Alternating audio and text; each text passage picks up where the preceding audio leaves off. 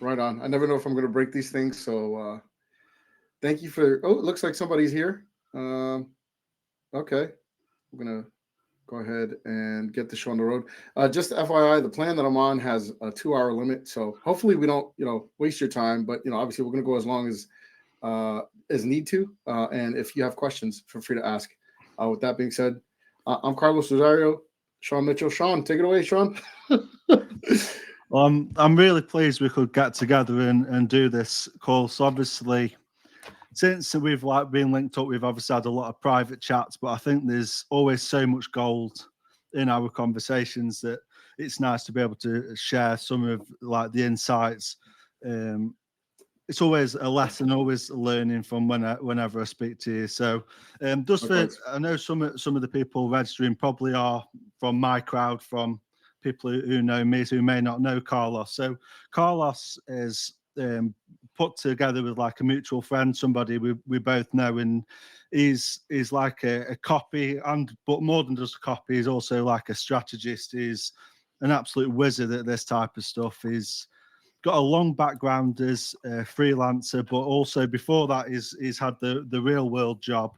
I know that you worked for quite a long time in selling the intangible stuff of the car inside of car sales, insurance, and all of the back end type of stuff. The imaginary stuff. The imaginary stuff.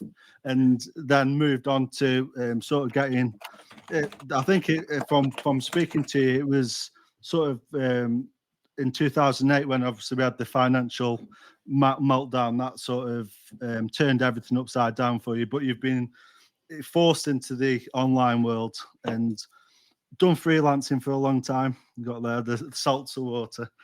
Raul ask in the comment box what I have. See.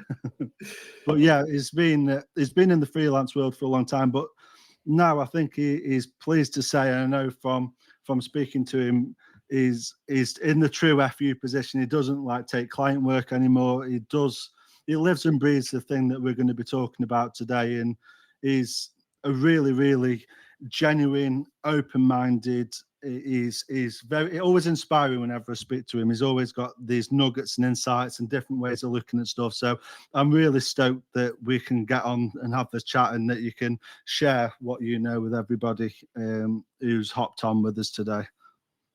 Right on. All right, right on. Yeah, Raul, the Trader Joe's lemon and ginger juice seltzer is I highly recommend it. Anyway, with that being said, thank you, Sean. Yeah, I don't want to belabor this. I definitely want everybody to get value. I obviously don't. Everybody's starting from a different vantage point, so I thought this kickoff call would be best. It'd be best to first ask, if you're willing to share. I'm wondering how many of you, if at all, if you wouldn't mind sharing in the chat box, are currently doing something where you do something on the side, you do freelance, or you do any sort of client work or something like that. If you have done anything other than a normal job thing, please put one in the chat box. All right, okay.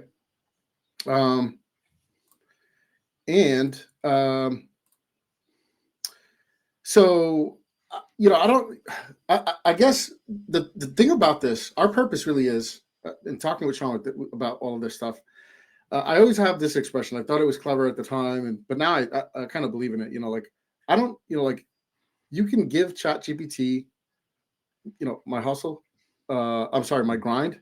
Let me keep my hustle. Give up the grind. The grind is not. It's the part that's not fun, right? And really, it's harder than ever. Ever since the pandemic, the whole pandemic thing kicked in, and we're all sort of scrambling. There's been more influx of people that are saying "f you" to the job market, right? They all want to do something on the side. They all want side hustle money, or they want some kind of side money.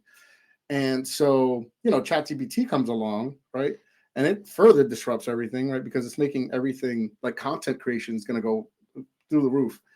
And that's fine. That's fine because really answers are only as useful as the questions that you ask them. So we are still the masters of the I don't know, of the side hustle game. If content put out there just for the sake of content is not always useful content. right? And so there's going to be there's so much more information going to be produced now than ever in history. I can almost guarantee that. And that's fine, but that's not the answer. The answer is actually usefulness, right? And wading through usefulness. So what we're actually trying to do is help other people not succumb to or even focus on the grind part. Focus on the hustle. Focus on your thinking. So focus on developing yourself, right? Because that's where your usefulness comes in, and that's really what our purpose here is, to figure out the linchpin aspects of any situation. In this particular instance, the market has shifted towards predominantly worshiping technology. And that's good and well. But how can you find your value component in that? And what I've discovered is that there are aspects in the transaction. There's a point in the actual transaction. There's a quote that I heard that I really love. It's from Naval Ravikant, and I'm gonna goof it up. Like it was something to the effect of, the reason why you're in sales is because you're bad at product, and the reason why you're in marketing is because you're bad at sales. It was something like that. So I thought to myself, at first I was like, that's not very that doesn't make sense. I don't agree with that. I stopped and I thought about it. I was like, holy smokes. Wait a minute. That's actually profound, because I was in sales for the longest time. And when I was I was a finance manager, as Sean told you guys, for a Ford dealer, then a Infinity dealer. So I sold all the intangible stuff. I didn't fully appreciate my position. I was in a cush position in that particular situation, because number one, all the clients came to me. Like I was just waiting there to consummate the deals, and then I had to upsell them. But that point of sale, right, that transactional point was pivotal, because I could have, if I was bad at the sales part, right, I would have just consummated the deal, but not added any value. I wouldn't have sold warranties or any of that. In which case, I would have lost my job, because that position was not just about transacting the deal; it was about adding value. It was a hidden profit center is actually what it is, right? A lot of people don't realize that. Well, they do, but the dealerships learned about that later on in life. They didn't realize that at first. It was a position that developed over time, right? So basically, I guess what I'm getting at is, even though the thing I was doing was pivotal, I wasn't focusing on bringing the deals to the dealership, right? The dealership had a marketing department for that. Their job was to put ads out and put stuff out there to get them to the dealership. And I didn't fully appreciate that until I was no longer working at the dealership, right? Until I got out of that, and I had to go out and get clients for myself. I was forced into that position, but I don't want to belabor that. I don't want to talk about that. Essentially, what I'm saying is, there's the disconnect between marketing and sales, which I didn't fully appreciate. But then there's the overlapping point, which is where now I've come into my own on that. And basically, if you don't understand how important that is, and you don't appreciate it, try and start a side gig. Go ahead and try to start a side gig. It's getting a client is not easy, right? Because you have to convince them, right? And so what I've now discovered is that it's infinitely easier the reframe is, it's easier to make the sale happen when you don't have to convince them, and if you also don't have to deliver on the promise. So you don't imagine not having to create the product, and imagine not having to get the customer. All you did was focus on the conversion. The thing that I learned the hard way a long time on the course, the journey of this, is that I could sell at the point of conversion. So my sales skills developed, but I didn't realize you could transfer that into, copywriting was something I discovered later on in life. This is not another copywriting course, by the way. The thing, though, that I've discovered, though, in the different circles, is that there's a lot of, for lack of a way to describe it, I feel like there's a lot of extrovert, arrogant salespeople. A lot of salespeople think their stuff don't stink. I was there as well, because if you can sell, if you convert, you feel like a champion, right? Because you make something, you made the deal happen, right? You scored the winning goal. But there's usually more to it than that, right? The other thing is you have copywriters who, a lot of them are introverts, and in my experience, a lot of them are introverted, arrogant. Like they think they're the linchpin, they're the key thing behind this whole thing.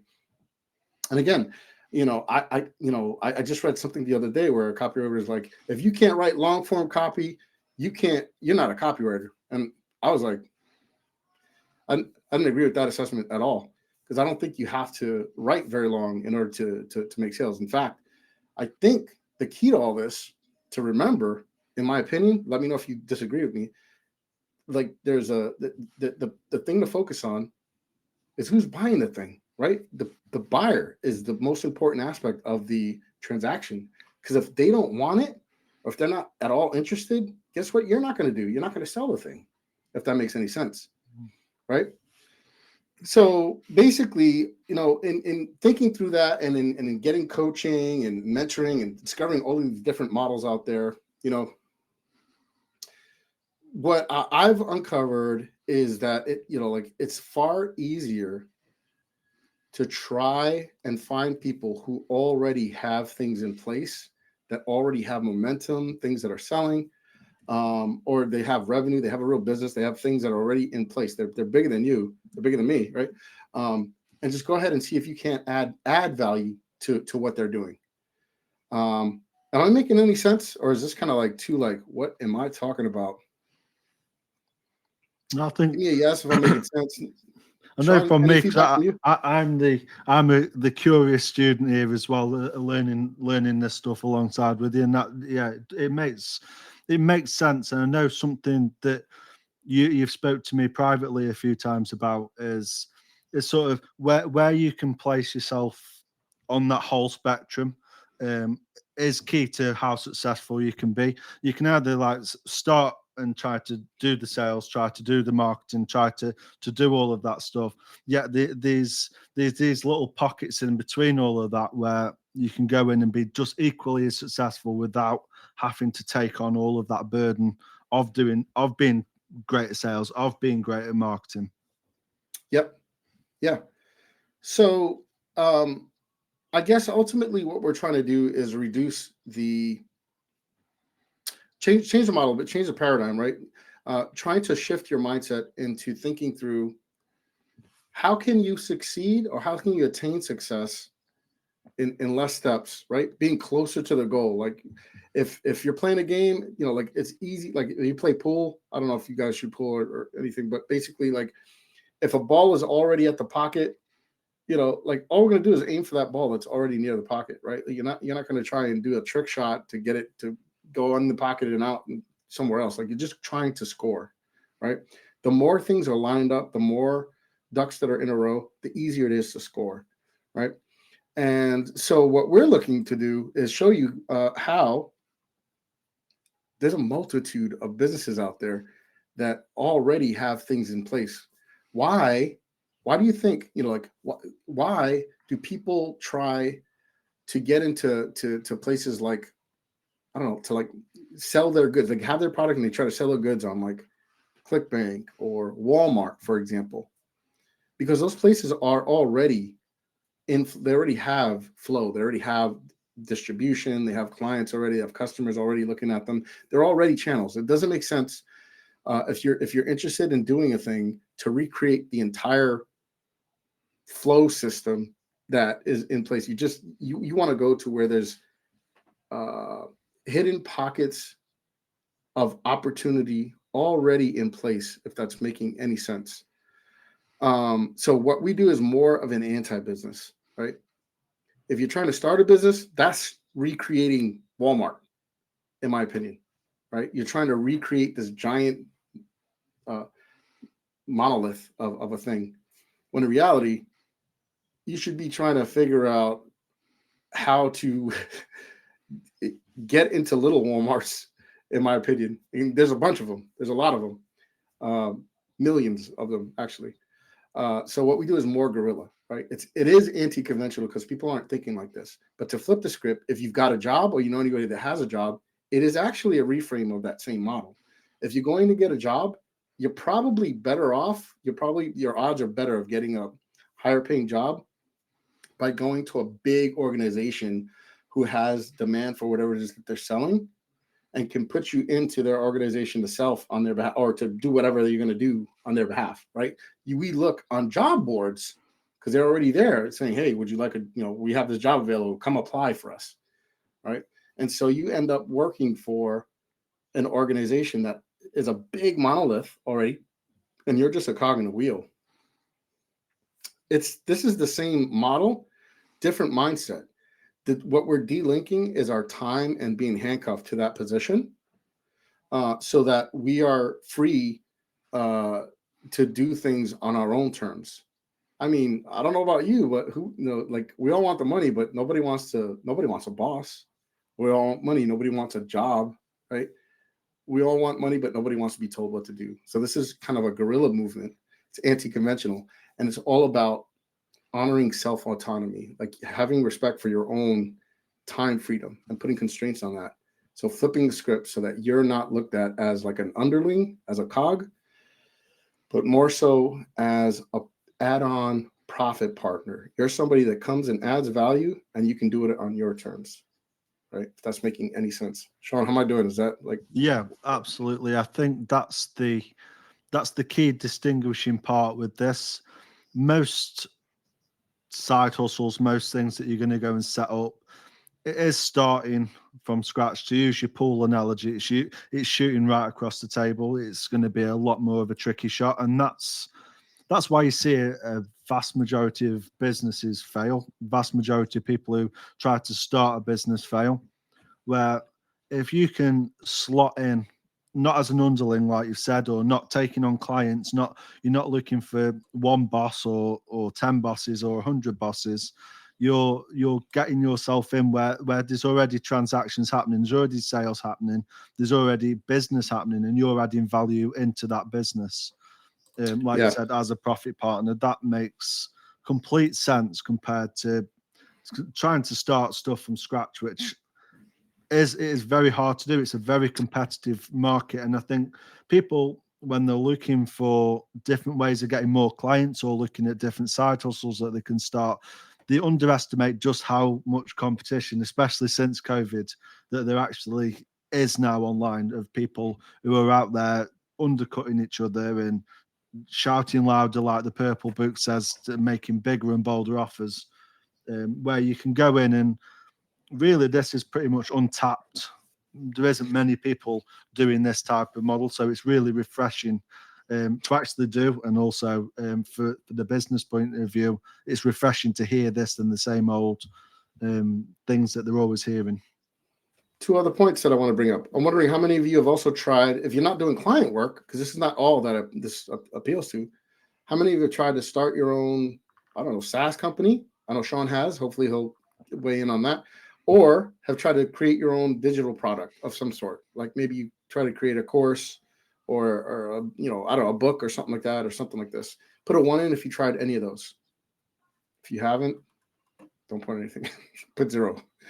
1 or a 0. Let's make this binary, right? Okay. Nothing? Okay. Well, I can tell you what, let's talk on those briefly, because I don't know about anybody else. I have been interested in messing around with SaaS stuff, but I haven't gotten to a point where I didn't know where to start. It seemed intimidating, very uncertain, a whole bunch of I don't know how to code, right? I think, Sean, do you mind chatting a little bit about, because you have started a SaaS, right? You still have a SaaS company. Yeah. Am I wrong? Yeah. So I've got my own. I'm going to put you on the spot in brief.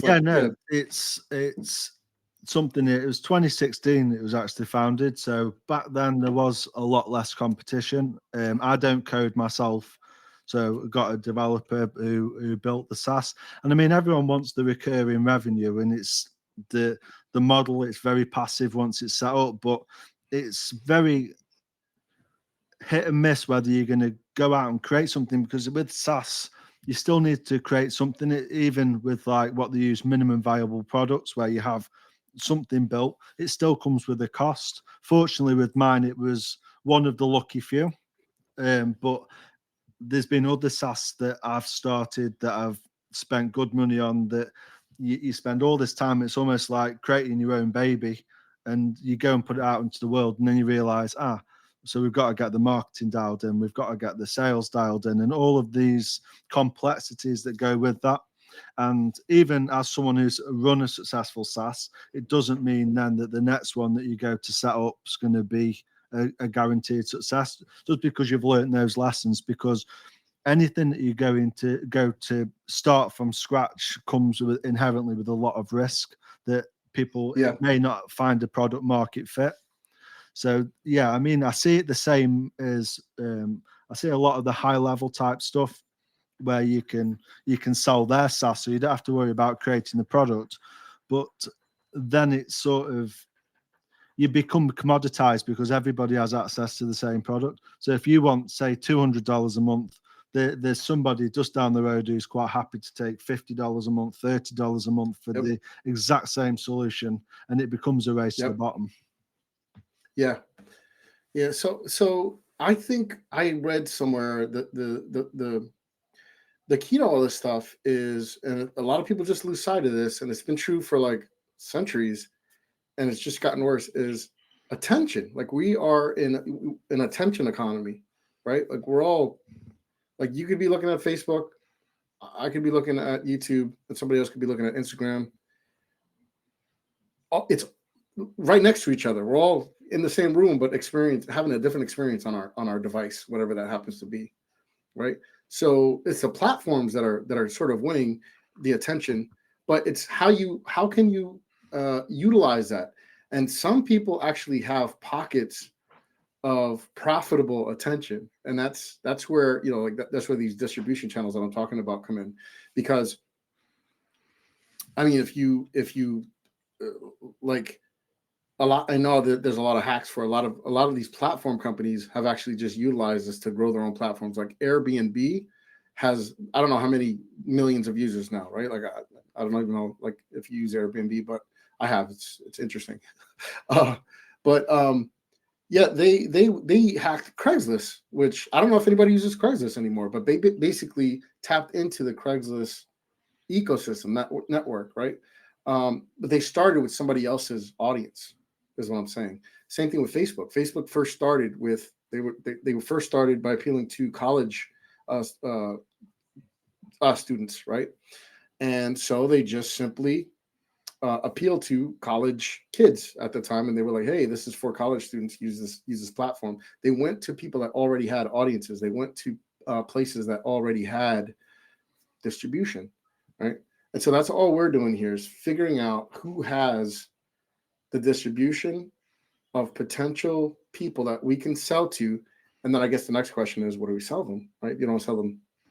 If you have your own stuff, that's great, because that's awesome. You can add value that way. In fact, that's what a lot of people do, right? We go out and use YouTube, or we go on to podcasts and do interviews so that we can tap into their audience, right? We're giving value to the audiences that we get on those shows in order to access them, right? We add value, and so the trade-off is we get to talk about our stuff or whatever, right? And be useful to them in some way.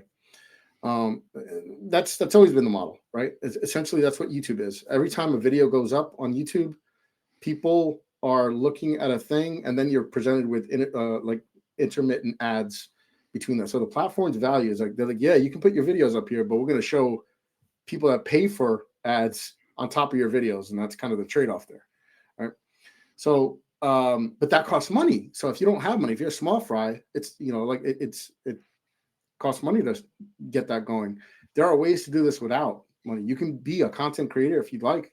You could just create content and put that out there, but you don't even need to do that. There's we have things that, even if not through us, there's other ways that you can implement systems and resources that you can tap into that will allow you to resell or sell on behalf of people that are not selling their wares well enough, or that want more, or that want to reactivate whatever it is that they're selling. So there's opportunities to step into the flow that's already there, if I'm making any sense.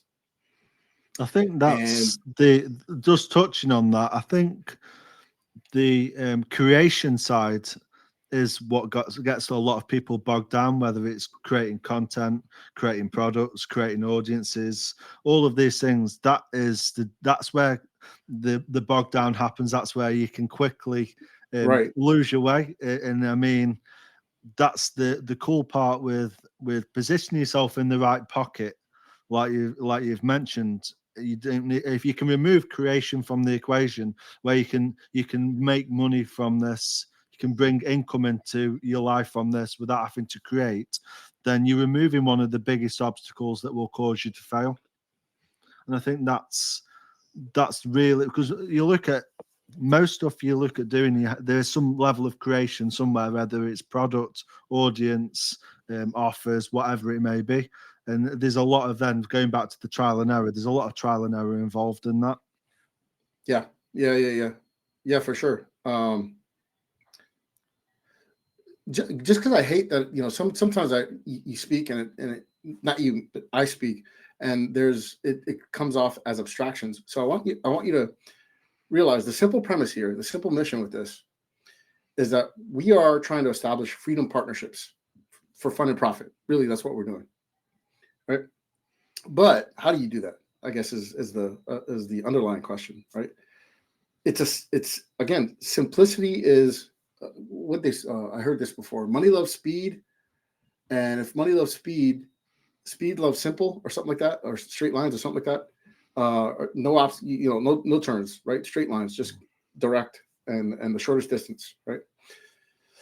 What we're doing are making simple, direct offers, right?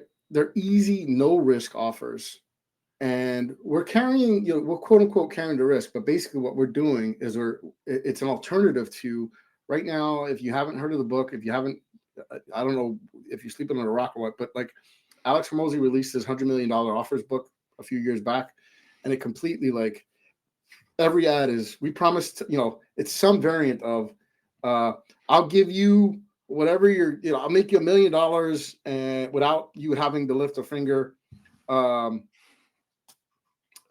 your money back, right? It's some variant, some flavored variant of that. Like, I'll give you whatever the moon and stars without you having to do anything or your money back, right? But that promise, so people are making like ridiculous promises now with the hopes of giving your money back. But what if there was a even more powerful way to position that, right? The powerful way to position that offer, in my opinion, is to take the guarantee and move it up front, right? Because still you have people making promises, but they still have, the other person has to pledge whatever it is that they're going to give, right? They're going to give me $10,000. For $10,000, I'll give you a result, or I'll give you $10,000 back.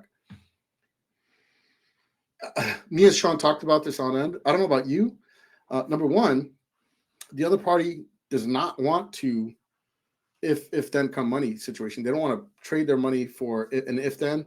And if they do, they want to know ironclad. They want contract signed. They want things happening where they know they're going to get their money back if you don't deliver on your promise. Now, what do you think that does to you, right, Sean? You're telling me, like, we were talking about it, and on the other side of it, that monkey's on your back. Somebody gives you $10,000, your stress level goes from your shoes to the moon, right? Immediately, it just shoots right through you. Like, you're just like, oh my god, I got to make this thing work. And I think that's part of the problem. That's part of the problem that was created with this, right? But what if instead you do what I call the toothpick test drive? And like, when you were in the car, before I started selling the back end stuff, I was a salesman. And one of the things I learned, and it used to piss me off. I didn't appreciate it then. Again, I appreciate it now. Is we could not sit down and negotiate a deal with a potential customer that was buying a car if we had not done a test drive and a walk around the car. If we had not demonstrated the vehicle and gone a test drive. One of the first questions my manager was asked is, "Did you go on a test drive?" I was like, "No, but the guy wants to buy a car." He'd be like, "No, we're not even going to entertain that. We're not going to entertain unless he's writing us a check for the full amount, and we're not, we're not going to entertain anything." Did he write a check for the car yet? And we're like, "No, he wants to negotiate financing and stuff." He's like, "No, just Got to go back. I was like, why? Because they didn't try it. Like, what if we went through all this rigmarole, then he tried it and he didn't like it, right? We would have just wasted our time negotiating something that he didn't want for real. He didn't validate. He didn't verify, right? So they moved the guarantee up front in that dealership. My manager, for me, the guy, one of the people that I learned from, I learned a hell of a lot from. I was like, I didn't appreciate it then, but everything's a process and sequence, right? So if you move the guarantee up front, now you don't have to have a guarantee, right? Same thing. Why I call it, the toothpick test drive is because if you go to Costco, they figured, or if you go to the food court, right? The smart food courts are usually the Japanese, the Japanese spots. They have the dude with the teriyaki and the stick giving out toothpicks, right? Why? Well, people are hungry. They're not sure what they're going to do. To help them make the decision, let them taste the teriyaki chicken. By the time you're done with that, you taste that thing. Next thing you know, you're ordering the number 2, the teriyaki chicken combo with the Diet Coke and the side of, whatever, rice and vegetables, right? Like, it's smart because it gives them a chance to kind of experience it just a little bit, right? And that's kind of what we're doing here with our profit partners, right? Moving the guarantee up front, giving them a little taste, a little sample, and we're all seeing whether or not this thing works, right? Because if it doesn't, guess what? No skin off anybody's back. They didn't pay for it. You tried something that didn't work. You either try something again because you know where you goofed up, or it's not worth your time or effort, right? So, those are just 2 principles that I find very, very valuable, and I don't hear anybody else talking about it. That's not true. I hear there's very few people talking about it, is what I should say. Right? It's like I don't know who said it, but it's sort of being, as soon as somebody gives you, for example, 10 grand to do something for them, you both then sat on opposite sides of the table. They then want something from you. You've then got this pressure. I think what we're doing, we're both sat on the same side of the table. We both want the same things, and that's a huge difference. That's why that is the FU positioning, because you are equal with the profit partner. I know, like for me, for instance, there's one who I've been doing some bits and pieces for, and the level of respect, how they speak to you and everything else, compared to a customer or a client, it's completely different. And it really, that to me is what then makes it fun, because ultimately with any work that you're doing, I think you only have as much fun as the people you're doing that work with. Yeah. So when we talk about having fun, that is, you can't really just sit there in isolation and make any of this happen. There's always going to be another party involved, and you have the choice whether that's going to be a client, a customer paying you, or a profit partner you're going to have a ton of fun with, and ultimately look at you like almost like a superhero, because you're making all this cool shit happen, and you're not charging them 10 grand. You're not making a transaction that neither of you wants in the beginning. Yeah, it's basically mitigating downside for them. You're front loading the risk on you, but really, what are you risking? If they have, you're taking into account though what resources you're working with, which is another thing a lot of people fail to kind of like consider, in my opinion, a lot of the times. If you're dealing with somebody who has nothing but, I don't know, buyers of a thing, right? How much easier is it to sell buyers who buy a thing more of things to buy? They already have the propensity. I don't know if you've ever heard the analogy, but like there's something like, who's it easier to sell to? All things being equal, if you walk to 2 doors side by side, one door has you notice in one window there's nothing, or it says atheist, home of atheists or something like that, right? And the guy next door to him just has it in his window like 8 Bibles stacked up. Who are you more likely to sell? Like your Bible salesman, which one are you more likely to sell the Bible to? With the one guy, right, you got to first overcome the hurdle that there's a God. You have all this stuff to kind of like rigmarole to go through. Where the other guy is like, what's different about your Bible that I'm missing? You know what I mean? He wants to make sure he's not missing out on Bible number 9, which has some new add-on, or maybe it's got some graphics or something there. He wants the difference, right? So from the people in the crowd, am I making sense? Can you give me a one if this is making sense, or any feedback from you before I move forward? A yay? Oh, right on. Okay, thank you. I'll take that. Okay, cool.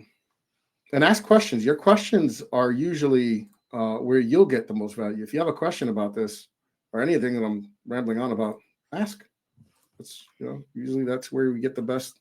That's where we get the good stuff. So in some of the teasing content we put out there, so this is a simple solution to a huge non-obvious problem, right? What is that? Tech has not solved this, right? It might have actually made things worse, in my opinion, in this regard. Maybe you are familiar with this. I know you're wondering what I'm going to get to it. So basically, again, I gave you the quote. You're in sales because you're bad at product. You're doing marketing because you're bad at sales, or some variant of that. I know I might have goofed that up. I didn't get it exactly, but it's kind of that sort of that triad thing stood with me. It's all related, but they are all distinct. They overlap, but they're all distinct, right? The product has to do. It's a great deal doing it. So does the marketing, so does sales, but so does the buyer, who the person is that you're selling to. Their motivations are ultimately what are at odds here. Like basically, that's the deciding factor. If that product satisfies their motivation, they don't know it. Your job is to get into the conversation, and marketing gets them to the table to talk with you. But there's some people that are trying to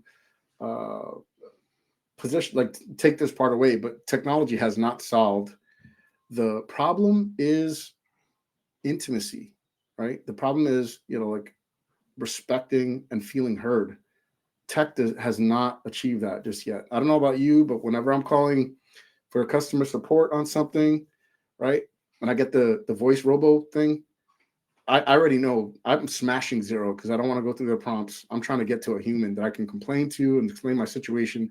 I don't want to wait and hear all of their various choices, right? Similar to a lot of this AI stuff that I've experienced, they're good.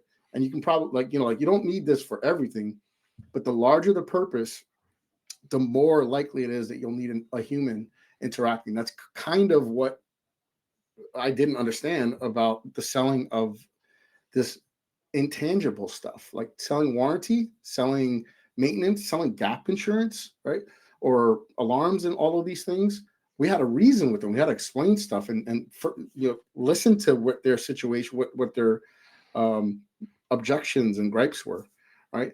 And I don't know any AI that can do that just yet. In fact, just the other day, I went down to like Target or something like this, and there was a person at the little kid asked his mom or dad or whatever for like a drink, put the thing in, and the thing got stuck. You ever, the thing got stuck inside of the it didn't come out, right? So the parents looking around, he's like banging the machine, right? Like they're just looking around who to complain to.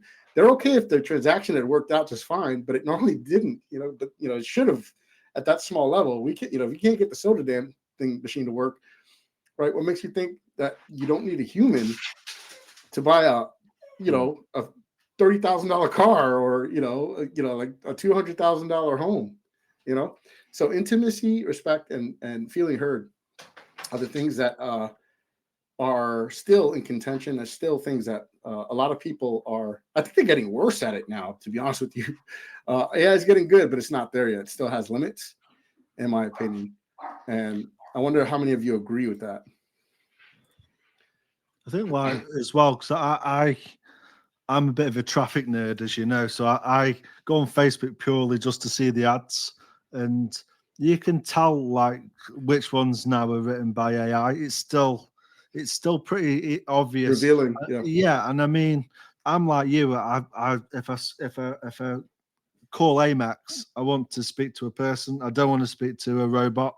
And so something else that does got me thinking as well, just on what we spoke about is, and I think the people will find this as insightful as I did, is the trash can asset type stuff. Because I mean, people won't necessarily believe that these things exist, but I know I was chatting to you yesterday, and it was like it's quite astonishing, really, and how people can maybe utilize these trash can assets for Okay. themselves to be able to leverage some of what we're talking about here. Yeah, this is good. This is good. Thank you for the reminder. I did have it on my notes, but we talked about it earlier. But yeah, I meant to. This is good.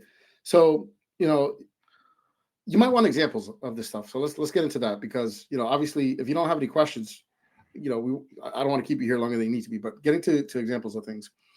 One of the easiest things to sell, like I'll start with two stories here. The first one is at the dealership that I worked at. We sold new cars. We had a second lot which sold used cars. Right. The used car lot was by far the more profitable of the two. Why? Because there was no used car factory, right? You couldn't go to the used car factory and get the exact used car that you want because it was at a cheaper price, right? New cars, you can get whatever you want from the factory made, wait for it to get shipped, and still negotiate the price down, 0% interest, all the goods. But when you find a used car because you're trying to maybe save a little money, or you're trying to get something in particular, right? Like maybe something that's just rare, you can't find anywhere else. They don't no longer make them, or somebody famous owned it or whatever. That's where the value of the used car thing came in. Where the hell did they get the used cars from? From the market, right? Like people would come in and trade them, or they get them from somewhere else, right? Like that basically those things were gold to the dealership. However, there were some used cars that didn't sell. So what did the dealerships do? They would wholesale those cars to somebody else because they couldn't sell it at their lot. So there's a specific person that was a wholesaler that would come in and be like, hey, like I'm willing to take that off your hands for this guaranteed amount of price. And it's usually something substantially less than obviously what the dealership wanted to sell for. Is nowhere near like a retail transaction, right? And at that point in time, that car became sort of like not too good. If you go to there's a story about how people were, if you go to like Best Buy or something like this, one of these big stores, they usually have they usually have fenced off, like quarantine, like alarms and cameras and stuff, refuse sections, right? Where the way people throw things away. Why do you have that all cordoned off? They throw away, these big box companies throw away brand new in the box electronics and goods all the time. There are people making livings dumpster diving, right? What the giant conglomerate considers now waste and junk. These people, I mean, there's gold for everybody else. I don't know who or why they would do this. Maybe to get the write-off. It's definitely to make room for the brand new stuff. But isn't that odd? Isn't that crazy? So yeah, there are people actually that you can. I wouldn't. I'm not advocating this. Do whatever you like, but it is opportunity. You can go dumpster diving and probably make an entire. You can get rich probably just dumpster diving. These opportunities are all over the place with a lot of different things, right? So like if you think of shows like American Pickers or pawn shops or anything like that, if you think of what they're doing, is they're taking something that somebody else, like American Pickers, they stop at people's house and be like, hey, can we rummage through your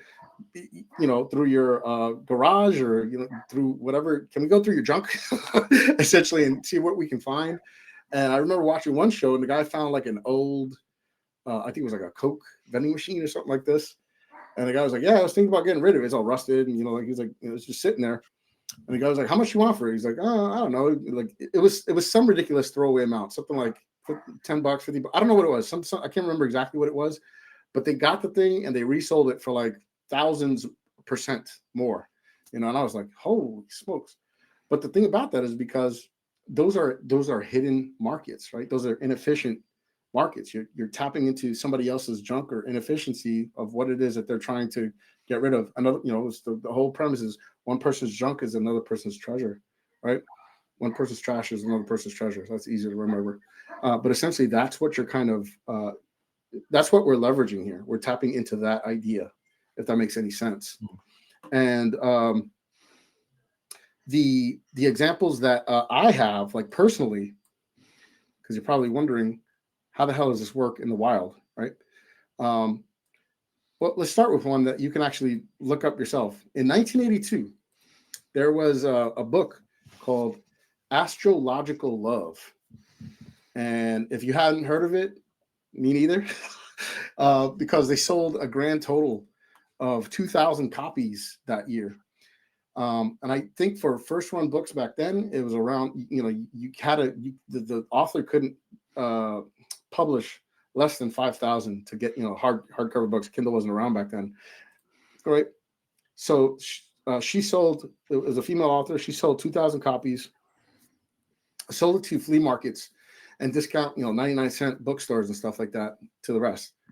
A New York City publisher came across this, and it was like, basically, like they came across the book, and they were like, this is an excellent book on seduction. I've never heard of it. I don't know anybody else that, I haven't, it's not out there. So this person went back to the original author, and they said, can we get the rights to your book? She was like, yeah, sure. I'm not going to do anything with it. It didn't sell that well. They were like, yeah, no, we get it. We think we can do something with it. They thought through this briefly. And 1 year later, the only thing that they had changed was the book title. Instead of Astrological Love, they changed the book to How to Satisfy a Woman Every Time and Have Her Beg for More. It went from selling in 1982 2,000 copies plus whatever was available, whatever he bought from the flea market, to 2.3 million copies of that book. One change. That was it. Mm-hmm. So what's the point here? The point is sometimes the only thing you have to change is make a minor tweak and re-release it. Let some time pass. And that's kind of where these opportunities and chances lie. And they are countless, is kind of what I'm getting at. One of my personal examples, I actually worked with a SaaS agency owner. He owned an agency and a SaaS company. He was making sales. He sold to, his whole thing was selling to billion-dollar corporations. He sold to Coke and McDonald's and, all of these huge hula companies he did agency work for. And he did some kind of variant of what we're talking about here. But he wanted to get away from doing agency work, client work, right? He wanted to get away from it as well. He sold a course on how to do what he was doing. Like, I'll teach you to sell to billion-dollar brands, right? He sold a course on teaching others this. Unfortunately, he wasn't getting the sales that he wanted. And I found a guy, had an encounter with him, and all we did was we reframed the offer. Same thing. We reframed. He had a text-only sales letter. We changed the format. I did a few tweaks. So we turned it into a video sales letter. We raised the price, and we slapped the deadline on it. I wrote some very simple emails, and we did. It was roughly $20,000 in a weekend, right? I got a big fat testimonial and a long-term partner who would refer me out, and we did it again. Excuse me. I think that's what you just said there. The two things. If you'd have just charged, for instance, a flat fee up front, and that went on to do 100 grand, for instance, you're missing out on so much of that. Where how you did it, you can get a share in that. And also the referral part is huge, because there may be people like listening thinking, well, I've got to then go and find 10 of these people, 20 of these people, 30 of these people. But what you'll generally find is it's like the one domino. If you knock that one domino down and you have a win with that one person, the referral, you can get into a place of having a waiting list of these profit partners pretty easily, can't you? Because it's such a standout positioning and such an easy to say yes to offer that you're making them, that it's not that hard. You don't have to keep going knocking doors trying to get people to say yes. Where most businesses, most stuff that you see, more so the people that you see on Facebook say who've got clients who are making good money, but not necessarily keeping that money because they've got all these other costs. They certainly can't. They aren't operating on a waiting list basis. They're always starting from scratch every month and wondering where the next client's going to come from. Yep. Where with that referral part, that I think is a real vital part of what we're talking about, because as soon as you get some referrals through, you're off and running. You only need a couple of people to get that going as well. Yeah, speaking of referrals, a lot of businesses, a lot of small business owners, in fact, a lot of the people that I've worked with in the past, and myself, like probably you all of you watching, referrals are awesome when they work. Dan Kennedy hates referrals, by the way. If you don't know who Dan Kennedy is, I can't help you. But basically, he hates them, and I was like, why do you hate referrals? Part of the problem with referrals is usually most people don't have it systemized, right? They don't have it like working like clockwork.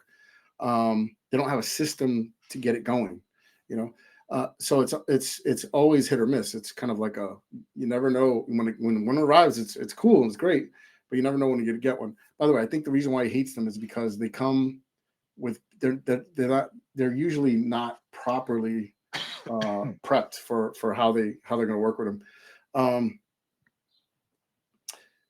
Referrals are great, especially when the expectations are in place. But can you imagine you get somebody results and you have a system for getting referrals? When you get people results, you actually become referable, right? You've actually morphed yourself into somebody worth referring, right?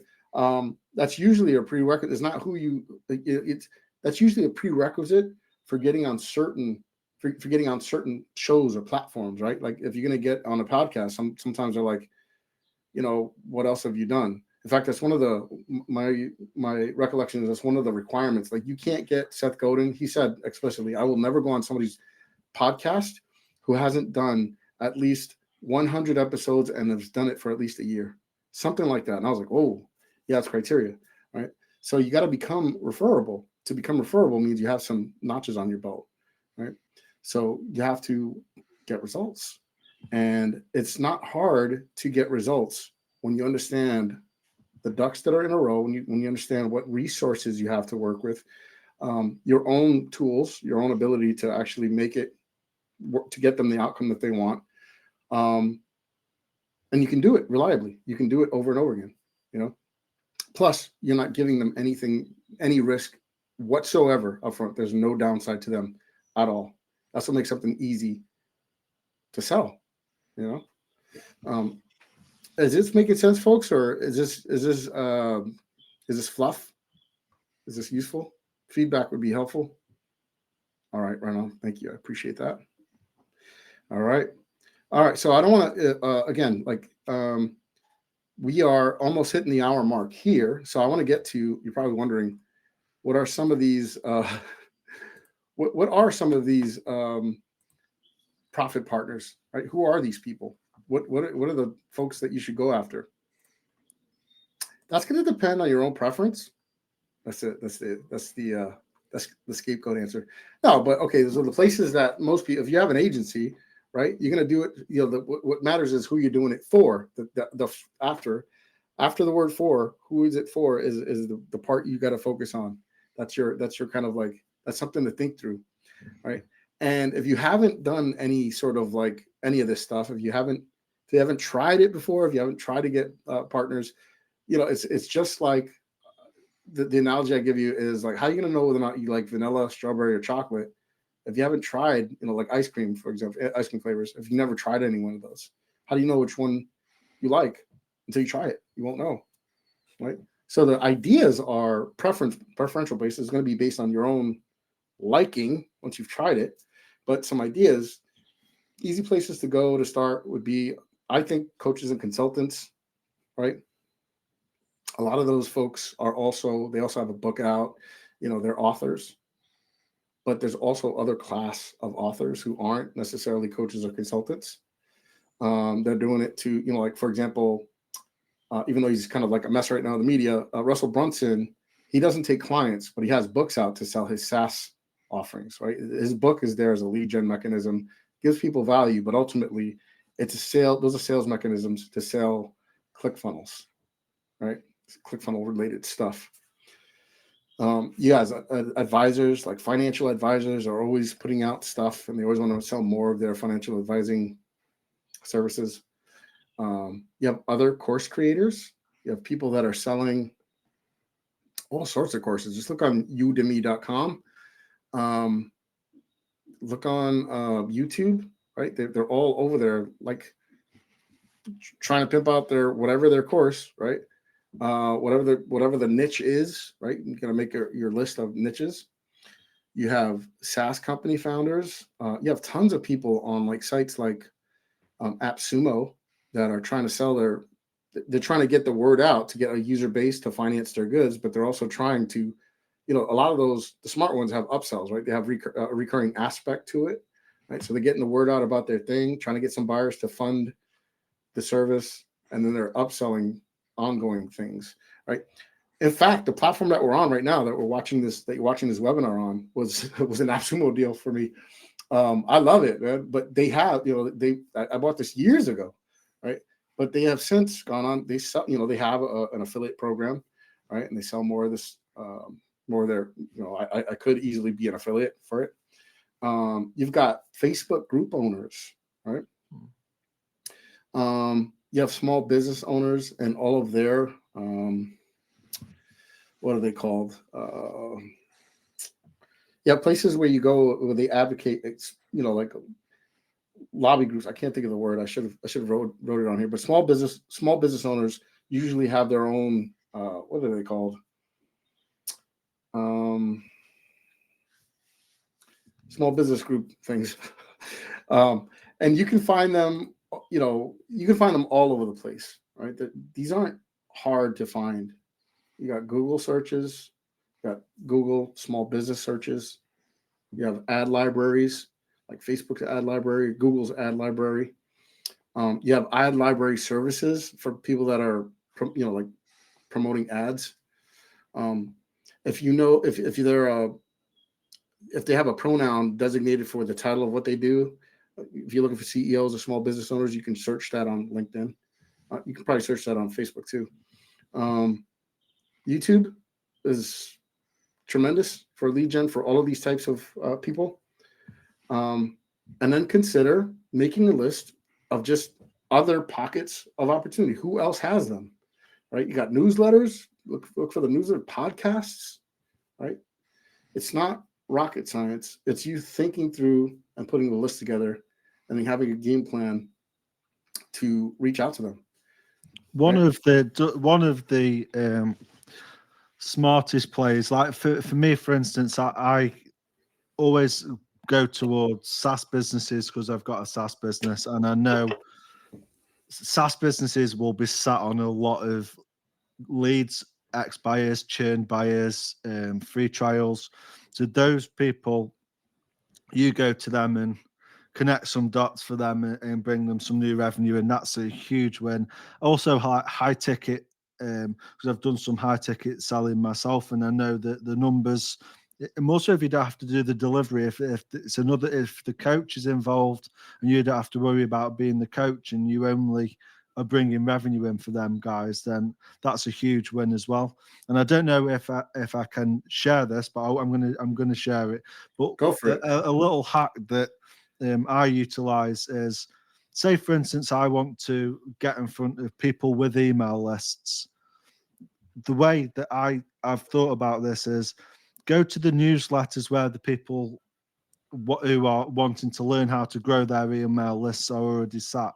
That person will have hundreds, thousands of people who will be perfect fit for what you want. You could do the same for SaaS or local, anything like you've just said there. There's already people with your audience sat right there. You don't necessarily have to go one at a time through all of these people. And I know if people watching are anything like me, they'll be thinking, well, where do I start? Who do I go to first? And I think hopefully that'll just like pick one, pick two that interest you, and sort of gravitate towards that and see what happens.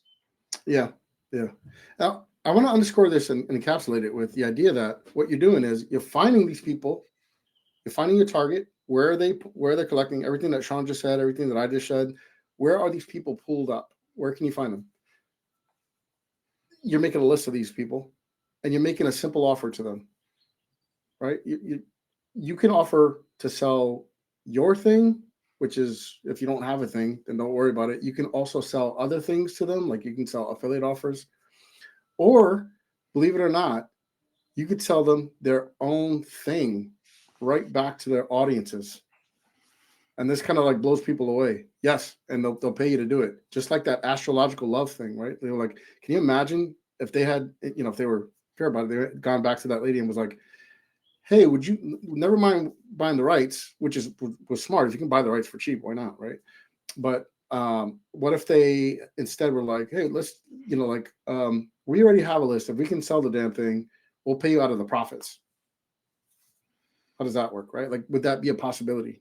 And it's kind of like using these ideas of lateral thinking. You can kind of do whatever you want if you're making a test offer, if that makes any sense. And it may not. And that's kind of where, that's where people that want to go deeper on this sort of stuff can work with us. But you do have enough to get started with. And with that being said, I want to cover what I think is the most useful thing I can ask you to do is some fun work. It's different from homework. And it's not very hard. I can almost guarantee you anybody listening to this won't do it.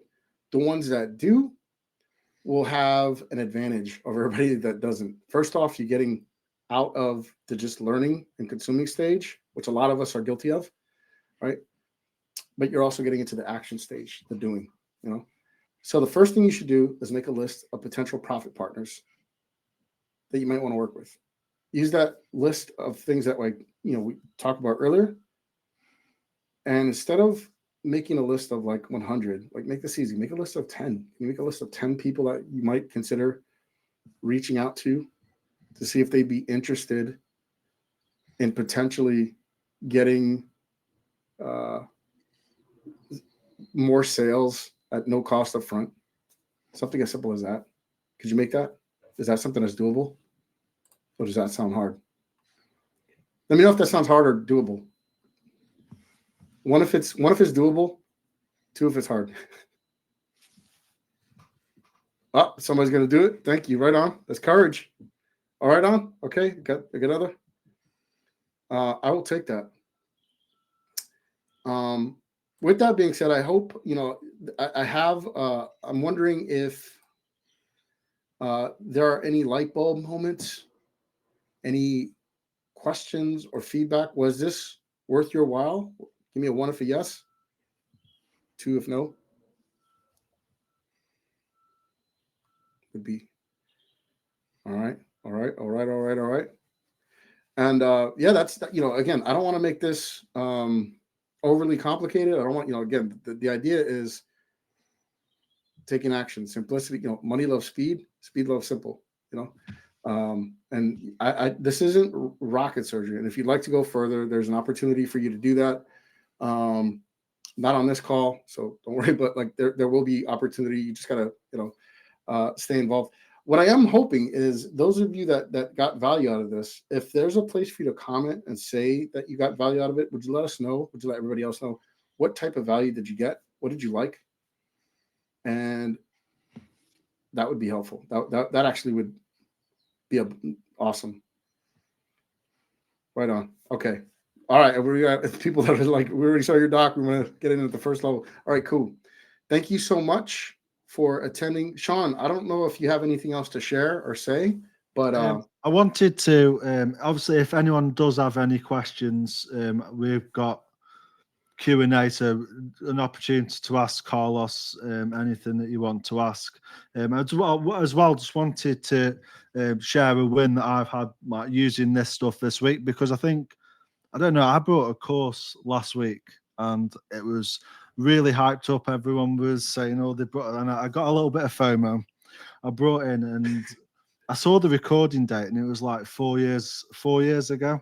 I was like, oh man, they're they're probably not doing this anymore. It's old. So I think it's good just to share like that. We're actually doing this stuff right now.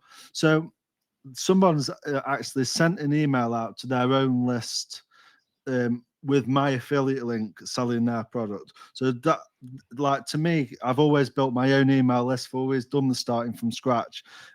So literally yesterday, they sent an email out to their own list. I think like 3,000 people selling their product with my affiliate link. And that's because of what we're talking about. That's the FU positioning, getting in there and having huge wins. Just someone's just asking about the Google Doc. I know Carlos is. We don't want to make this like a salesy, but I will share the link to get in with us if you want to do so. I'll share that in the chat now as well, just so you guys have that. Yeah. And if you have questions, feel free to ask. This is all. Again, most of these calls, that we do, like I've realized because I do training for other folks' audiences as well. Most of the value comes from we're like, I don't know what to call it. It's like we're primarily needs-based creatures, right? Like we usually don't think about a thing until it becomes an issue for us, until it becomes a problem. So right now, if you're struggling with something related to what we're talking about here, the value comes from talking about it here, discussing it, asking your questions, right? Think of it as like, I don't know, free coaching or what have you. But I do want to thank you for taking the time to spend with us. I hope this was useful for all. I had a good time, and I'm not sure whether or not there will be a replay. Me and Sean will get together about that. But thank you so much. If there are no questions, I'm going to leave a little bit of time here. If there's a question, go ahead and pop it in the chat box. Raoul's just asked. I'll just read them out just in case people. I know someone was driving, so they maybe can't read it. Can we have a couple test offer examples? I wouldn't know what else to give you at the moment, but I'll tell you. Because I don't want to. The problem with I heard Perry Belcher say something like, when I started sharing my personal, like I don't want to share my personal examples, me neither, because I don't like giving people things that I'm currently exploiting and giving myself competition, if that makes any sense. So the example that I gave you, if you can think through, was like the astrological offer. The other thing that I had was this person was like, they were selling. Again, I'm not going to give you that specific. I'm not going to be specific about it, but they were selling. Specific examples are basically what we're charging for, by the way, for our own stuff. So that's part of the value of getting involved, is that we will give you that.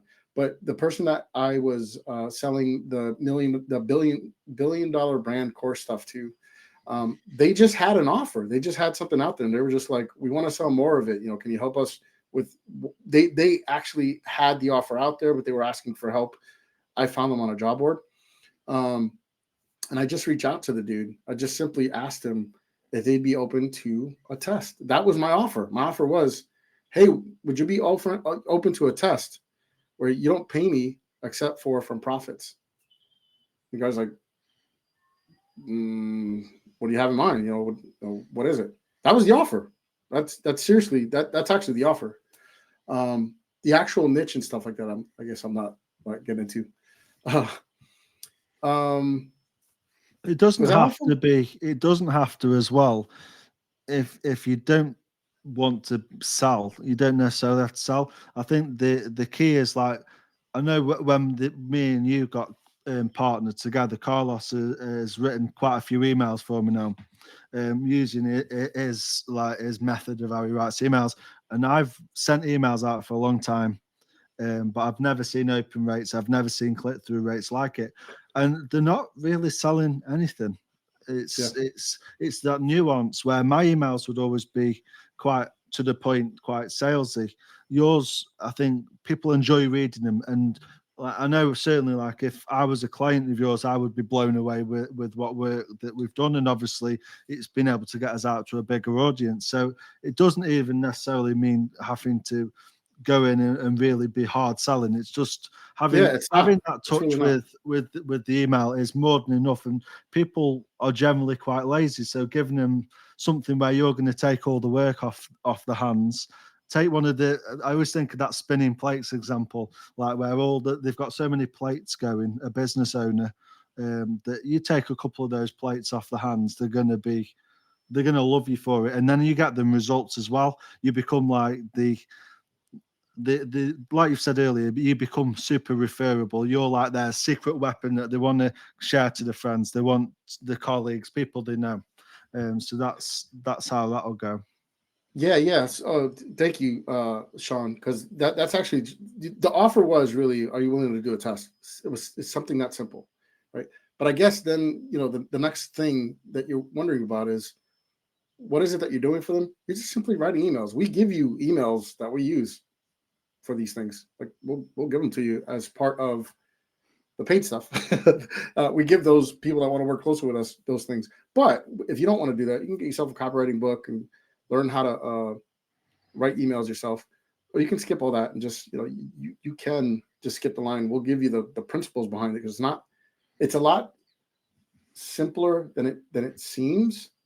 And we do have nobody wants to be a cheater, but we do give out the cheat codes, if that makes any sense. That's kind of what we're going for. And part of that has to do with just principle thinking, like just thinking through ingredients. Like it's as simple as a recipe. Seriously.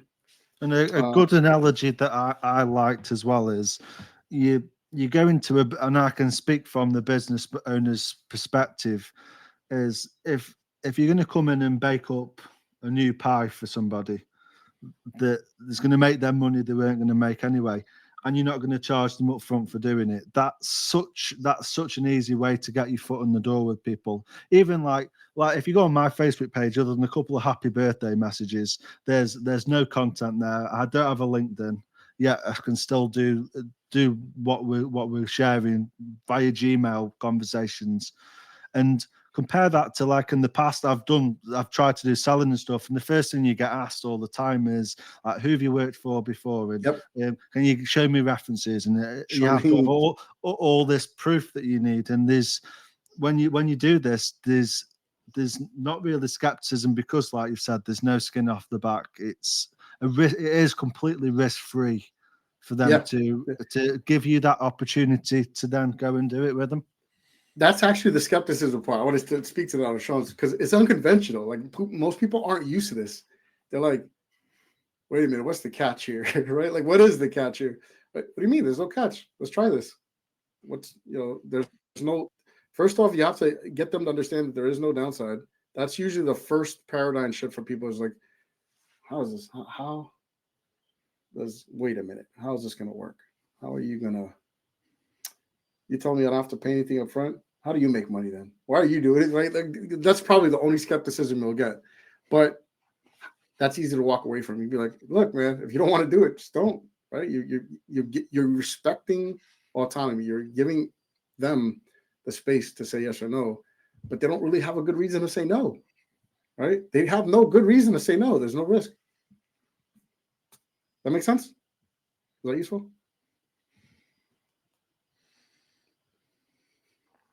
Right on. Okay, cool. Nice. Yeah. So a lot of the stuff that we deal with, a lot of the stuff when I work more closely with folks, and what I share here, like, the whole idea is reframe. Like, you're thinking through reframing the situation so that it's not a problem, but more of a dilemma, more of a, hold on, it's thought-provoking stuff that we do. And then when we get the go ahead and the green light, and we know that we're working with, like, you do have to ask a little bit. You have to investigate just a little bit. You have to ask a few questions, right? Because not everybody, like, you probably can't do this very well for people who don't have audiences. Honestly, can't do too well if they don't have. Like, what resources are you working with? You're trying to figure out that all of the ingredients that you have to work with. The resource pie, I guess, the way Sean had just mentioned. You're trying to figure out what are all the aspects that you work with. What tools do you have? What buyers? What lists, resources do you have? Yeah, because that will help determine your odds, right? Because you're essentially, if you're gonna go in and promise somebody the world, who do you think you're gonna get better odds with? A bunch of people who are buyers, like a pool of buyers, or a whole bunch of people that are just freebie seekers, right? It's, these are people who haven't pulled out money yet. They haven't given, they don't have an established relationship with them, right? My contention is I would be more inclined to work with people that have better resources to work with and are decent people. They're not, they're not, they're not rude, they're not unkind, they're not, they're not too stiff and serious, I guess. I'm a pretty laid back person when it comes to this sort of stuff. I don't want to work with people who are like one of the questions that we got in via email. I just wanted to mention it before we forgot, because I know there was one email who said they obviously couldn't make it live with us. And I see something. It says you want people with skin in the game. Yes, yeah. You want some variant of that for sure. Sorry, go on, Sean. Yeah, so the question I had, someone replying to one of the emails, obviously, to join this, was just basically to spell out the opportunity here. So if somebody is looking at using what we're talking about, like as a side hustle type thing, so I think just to answer their question on what the opportunity looks like for an absolute average Joe beginner who's maybe never made even $1 online before. Do they need to be a great copywriter? What experience do they need to be able to come in and sort of work with us? And yeah, just outlining that for them. No, you don't have to be a great copywriter. In fact, we all start off with, I if you see my copy, like, I swear to God, it's short sentences. Like, it's semi, it's semi-coherent, I guess is what I would say. Like, I use a lot of slang in the words that I write. But really, what you're speaking to is you're speaking to what the reader wants, like what they want. So you're focusing on motivations, you're focusing on feelings. And you're focusing on talking about the outcomes that they're after, or the thing they want to get rid of. That's usually what it is, right? We live in a world of pain and pleasure. There's hope and desire, hope and fear. You're speaking to those things, and these are short things that are meant to tap into those, to surface hope and fear. They're very psychologically wired, but they're not hard to understand once you see what's going on. Once you understand exactly what's going on a meta level, you're like, oh, most people are like, oh, so it's not we're not using copy rules. We're not going to talk about unique selling propositions, or there's none of that. It's just like, you're focusing on three things, right? What are their motivations? Like, these are the three things. Here it is, the secret. Okay. Motivations. What are they afraid of? What do they not want? What do they hope for? Right? The motivations are what you're dealing with, right? What are their pain? What's their problem or their pain? Those things are what you're focused on. So long as you can help them realize that you have the answer to what they want or don't want or want to get rid of, you can sell them. Most of the time, we're just spending time reducing uncertainty, because that's usually it. Like, they have to see they have to see the outcome as being the more sure the outcome is, the more likely it is for them. The more that their pattern recognition part of their brain can perceive us as, oh yes, I understand now. Like I can see, like, yeah, the sun will rise tomorrow. Like, I can comfortably promise that, even though it might explode right after this webinar. Odds are it's not. Odds are tomorrow the sun's going to be there. I can be like, by tomorrow morning, the sun will be out again, right? Like, it's not a hard sell because you're pretty certain about it. You feel comfortable with that, if that's making any sense. So yeah, I'm simply focusing on motivation the toil and trouble that goes involved. So the ability, right? If you have the ability to provide for them, which we do, because we're selling things that have been proven to work. They already do. They already work. They just don't believe you yet because they haven't experienced it. So then what you're doing is easing uncertainty. You're reducing uncertainty using the factors that are in these emails. That's it. 3 things: motivation, ability, and perception of certainty. That's it. That makes sense? Yeah, Did I answer awesome. your question, Sean? Yeah, absolutely. Yeah, absolutely. Sorry I went off the camera. No, that's okay. A tech issue. I do see somebody's hopped in using the link, but if we do have a recording of this, there'll probably be a link to sort of joining. So obviously, if you want like a connect the dots version of it, then that sort of the classes that we're going to be running is we'll connect those dots and show you like how to get the profit partners and then Oh, nice. what to do with them and everything else. So yeah, cool. Right on. Well, thank you so much. Again, I hope this was worth your while. If there's a link around here, if there's a comment section around here, take part in any one of those. Feel free. And if you have a question, you can join the group. We are at the Anti-Grind Tribe on Facebook. Again, there should be a link somewhere, I think. Right, Sean? I don't know. There'll be a link somewhere to something. And if you're not friends with me, I do accept friend requests kind of sporadically, but like inside of the group and you tag me, you'll definitely get me in there. But if you friend request me and I have space, like I'll probably accept you at some point. I'm sorry, I don't do it too quick because I usually get kind of slightly inundated. But yeah, thank you so much for attending. Thank you for your time and for your interest in anything I had to share. Thank you, Carlos. Cheers. All right, guys. Take care. Bye, guys.